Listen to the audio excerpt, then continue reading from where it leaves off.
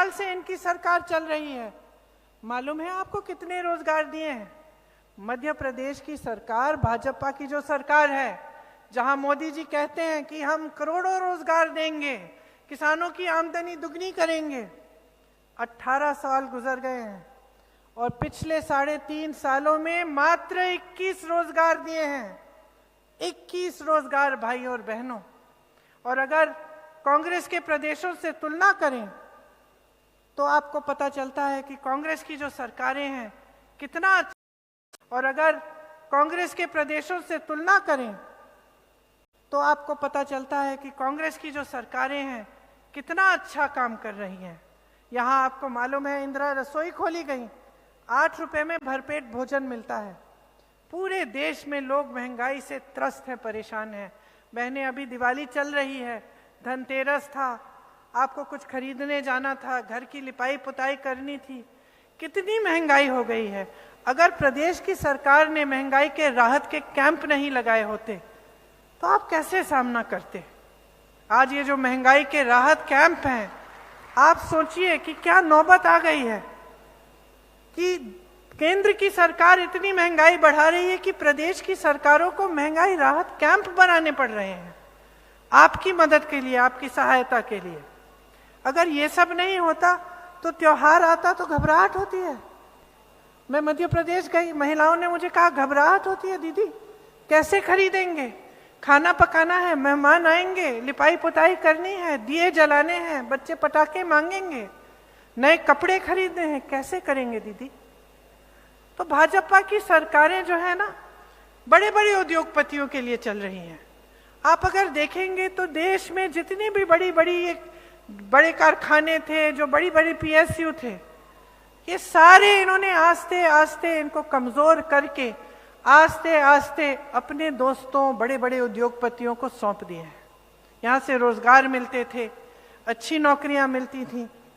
आज स्थिति यह है कि सब प्राइवेट में ही नौकरियां ढूंढ रहे हैं, भटक रहे हैं। तो जहां से रोजगार मिल सकता था उनको भी कमजोर कर दिया है। यहाँ जब मैंने ग्राम स्वराज की बात की तो जो कांग्रेस की सरकारें हैं वो ग्रामीण रोजगार बनाने में मजबूत हैं।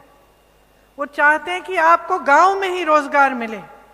तो किसी ना किसी तरह से गांव की जो अर्थव्यवस्था है उसको मजबूत करना, ये हमारा काम रहा है।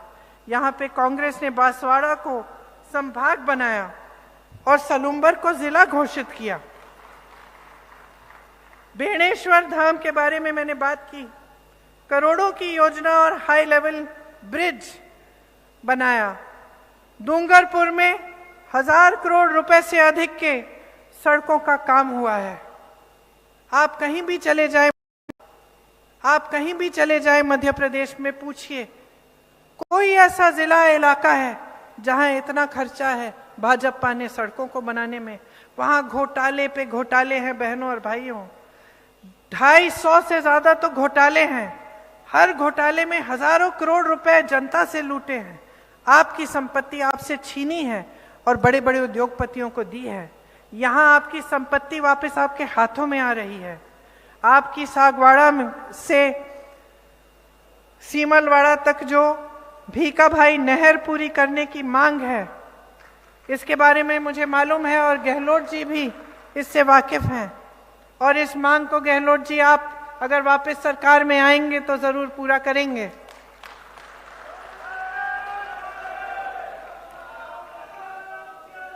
आज पूरे देश में किसान परेशान है। आपने खुद देखा कुछ 1.5 साल पहले जब किसान आंदोलन कर रहे थे, लाखों किसान दिल्ली में थे। आपको याद होगा सर्दी का मौसम था, आपको याद होगा कि उस समय सैकड़ों किसान शहीद भी हुए।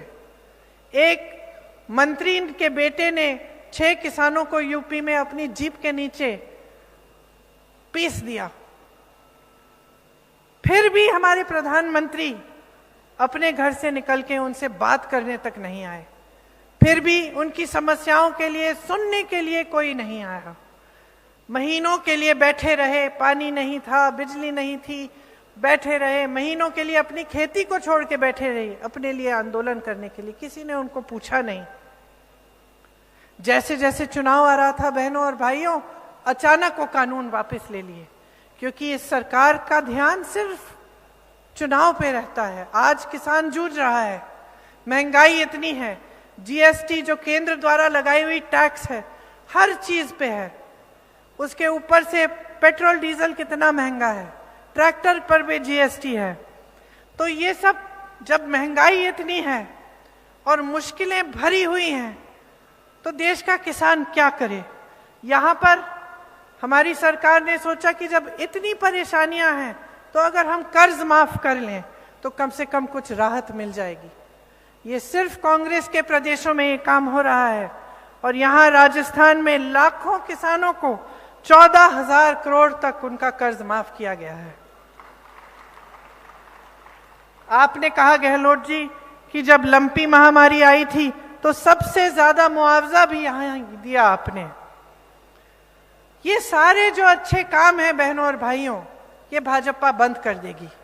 याद रखिए, ना ओपीएस आपको पुराना पेंशन स्कीम मिलेगा, ना आपको ये राहत मिलेगी, ना आपके कर्ज माफ होंगे, ना आपकी बिजली के बिल कम किए जाएंगे, ना ये जो सारी जो आपको ये जो निःशुल्क स्वास्थ्य की सुविधाएं मिलती हैं। मालूम है मध्य प्रदेश में स्वास्थ्य की अगर सुविधा चाहिए तो सिर्फ प्राइवेट में जा सकते हैं, क्योंकि जो सरकारी व्यवस्था है वो तकरीबन ठप हो गई है। यहाँ पे आपको बहुत सुविधा मिलती है। यहाँ पिछली बार मैं आई थी तो मैं किसी से मिली थी जिनका जो हार्ट की सर्जरी है वो सरकार ने कराई और उनको 1 पैसा नहीं देना पड़ा। तो देखिए, लंबी बातें कर सकती हूँ, लेकिन मोटी मोटी बात यह है कि आपको पहचानना पड़ेगा कि आपकी भलाई के लिए कौन काम करता है। इसके लिए जागरूकता की जरूरत है। आपको जागरूक बनना पड़ेगा और आपको खुद तय करना पड़ेगा कि आपके लिए आपको कैसी सरकार चाहिए। 5 सालों के लिए आपको ऐसी सरकार चाहिए जो आपको राहत दे, जो स्वास्थ्य सुविधाएं, शिक्षा की सुविधाएं, नौजवानों के लिए रोजगार और इन सबको मजबूत करे, या फिर आपको ऐसी सरकार चाहिए जो आपके जज्बातों से खेले, धर्म का नाम ले, जाति का नाम ले, लेकिन आपके लिए कुछ काम करके नहीं दिखाए। ये एक बहुत बड़ा निर्णय है जो आप कुछ दिनों में लेने जा रहे हैं। आपको समझना पड़ेगा कि आज जो परिस्थितियां हैं इस देश में वो ये है कि देश का किसान एक दिन में 27 रुपए औसत कमाता है और बड़े उद्योगपति अडानी जी, जो मोदी जी के खास दोस्त हैं, जिन्हें मोदी जी ने देश की सारी संपत्ति दे रखी है, वो 16,000 करोड़ रुपए एक दिन में कमाते हैं। एक दिन में 16,000 रुपए एक इंसान कमाता है, जिसको सरकार पूरी सहायता, पूरी सहूलियत देती है, जिसके कर्ज माफ हो जाते हैं हजारों करोड़ के, और वही सरकार आपसे कहती है कि किसानों का कर्ज माफ करने के पास उसके पास पैसे नहीं है। वही मोदी जी जो इन बड़े बड़े उद्योगपतियों को मदद करते हैं, जब आपके संकट आते हैं तो अपना मुंह फेर देते हैं। तो आपको समझने की जरूरत है और आपको जागरूकता दिखाने की जरूरत है। आप सबसे ज्यादा विवेक आप में है। इंदिरा जी हमेशा कहती थी जनता में सबसे ज्यादा विवेक है, तो अपनी समझदारी से, अपने विवेक से अपना वोट दीजिए। यहां हमने कुछ नई घोषणाएं भी की हैं और उनका आधार ये है कि जो हमने पहले घोषणा की थी उनको पूरा करने का काम हमने किया, और हमने ऐसी बहुत सारी चीजें की आपके लिए जिससे आपको सहूलियत और आपको की सहायता हुई। तो जो नई घोषणाएं हैं जो हम इस चुनाव के लिए कर रहे हैं, उसमें सबसे पहले जो पुरानी पेंशन की स्कीम है उसकी हम कानूनी गारंटी देंगे। मतलब हम कानून बना देंगे कि आपको मिलना है। 1 करोड़ परिवारों को 500 रुपए में आपको गैस का सिलेंडर मिलेगा। महिला मुखिया को 10,000 रुपए सालाना मिलेंगे। 2 रुपए प्रति किलो आपसे गोबर खरीदा जाएगा। सरकारी कॉलेज के पहले साल के विद्यार्थियों को लैपटॉप और टैबलेट मिलेगी। प्राकृतिक आपदा के पीड़ित परिवारों को 15 लाख तक का फ्री बीमा मिलेगा।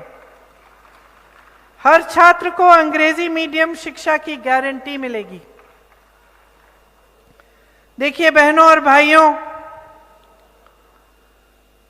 आपको एक बहुत बड़ा निर्णय करना है और मैं आशा करती हूं कि आप सोच समझ के जब निर्णय करेंगे तो आप एक ऐसी सरकार चुनेंगे जो आपके लिए एकजुट होकर काम करेगी। आज अगर आप भाजपा को देखें तो राजस्थान में एक बिखरी हुई पार्टी है। उनसे पूछिए उनके सीएम का चेहरा कौन है, इसका भी जवाब नहीं दे सकते। मोदी जी प्रदेश के कोने कोने में घूम रहे हैं। कभी कभी लगता है कि अपना सीएम ढूंढने के लिए निकले हैं कि कोने कोने में जाकर सीएम का चेहरा ढूंढे।